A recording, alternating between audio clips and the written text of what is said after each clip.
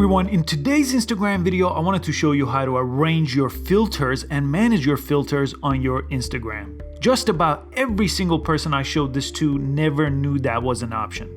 And if it's your first time here, I make easy to follow Instagram videos almost every single day of the week, so please consider subscribing. So here, as usual, let's go ahead and post the picture. So I'm gonna press the plus sign and I'll just go ahead and post this poster frame that I made for YouTube here as my image. I'm gonna go ahead and press next. And here is your filter tab, and then next to it you have your edit tab. So those are seemingly the only options here, and on top you have the tab where it lets you change the intensity of that filter.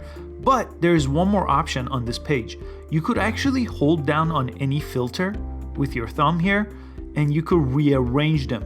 So if you use a filter more than other filters, you could put them in those places. So let's say I wanted to use this Juno filter. I'll press down on it and I'll grab it and bring it all the way in the beginning. So every time I see it past the normal, I could always choose that one. And if you wanted to hide one, you could go ahead and press down, drag it up here and hide. That way you only see the filters and you don't have to scroll through endless filters here to find the one you want. And if you change your mind at any time or want an easier way to rearrange, go all the way to the end, press manage, and check this out. You could checkbox the ones to hide that you don't want to see, and you could just grab the three lines here and move them up and down. Super easy to do here on this manage page, and when you're done, just press done.